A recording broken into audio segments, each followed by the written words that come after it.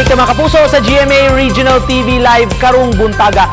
Ila-ilahon taon sa sikreto nining batan-on nga karong bag-o nagtop sa Medtech Licensure Examination nga gi-administer sa Professional Regulations Commission. Lumadi siya mga kapuso sa lungsod sa Leyte, sa probinsya sa Leyte. Makauban nato karong buntaga si Fred Lawrence Samante. Good morning! Good morning po, sir. Good morning po. Thank you so much for joining us, Fred. Congratulations on your achievement for topping the board exams. Kumusta? Thank you po. Thank you. Nag-sink in na ba sa'yo yung feeling? How is it like when you learned that you topped the exams? I feel really great po. And then because it was an unexpected blessing po sa akin. So ngayon po na parang na-sink in na po yung na parang top 1 po ako, I feel really blessed to be able to achieve such kind of thing po. How was it like pala when you took the exam? Kumusta?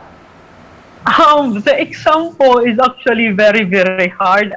And then, it is also compounded to the fact that yung pag-exam po namin, meron po kaming mask and then face shield. So, yung face shield po, nakakaduling. So, parang siya po yung parang mas nagpahirap pa po sa exam namin. Mm-hmm. Can you take us back, Fred, to the moment nung you learned that you passed the exams? During the day when the results were released, were you really expecting na lalabas ngayong araw na ito? How did you find out about the results? Actually po, I was expecting the result will be released on the around afternoon po. Mm-hmm. Pero parang hindi po siya lumabas. So parang during around 9 a.m. po, the actual ang paglabas po ng result, natutulog po ako noon. And then, tinawag po ako ng cousin ko na, uy, top 1 ka raw. So, dun po, parang na-shock po ako. Anong sikreto, Fred, for achieving that top spot? Yung sikreto po talaga is to study, and study. Yung parang give yourself at sufficient time to prepare po for the exam. Mm-hmm. Ba't ka pala nag-medtech? Anong istorya nito? Back when I was in high school po, I have a grandfather po na may chronic ailment.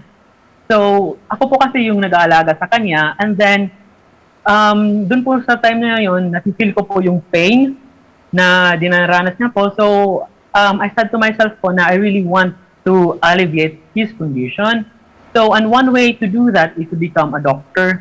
And one step po para maging doctor is to have a good preparatory program, and isa po doon is medtech. When do you intend to proceed to med school, Fred? I'm hoping po sana na this upcoming school year po, around 2021 to 2020. Sana po, sana. Let's talk about study habits pala muna. Kumusta mo yung study habits mo as a student? Tips that you can share to our viewers right now. Actually, back when I was still in college po, I was not really that studious po. Pero nung nag-review ko na, yung nag-review na po ako, doon po parang na-feel ko na talaga na dapat talaga I should try my best. I should give my best during the exam po. So, when I was reviewing po, parang nalag po ako ng around 12 to 15 hours per day para po mag-study. Mm-hmm. And then, first po is I try to understand first the concept. Mm-hmm. Dahil siya po kasi yung parang foundation ng learning nyo po. And then, I said to myself po na I should not be afraid of failure. How was it like pala, Fred? Nagka-pandemya tayo. Did you also experience mga anxiety? Nagka-stress ba dahil sa nangyari? As a student, kumusta? How did you deal with it?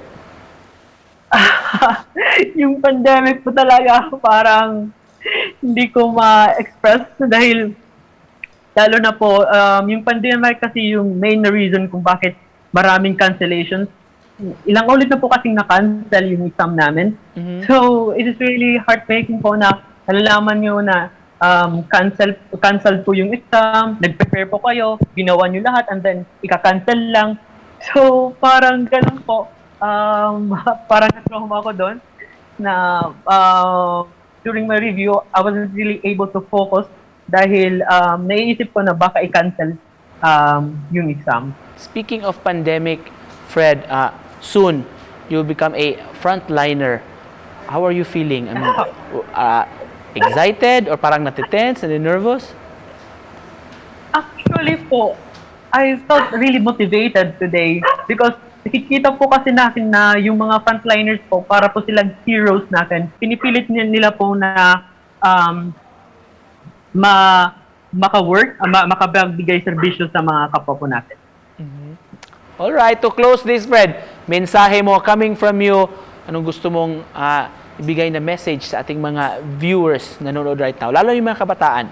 To have your goals set po, na parang clear na po yung goal nyo talaga. And then, don't be afraid po of failure.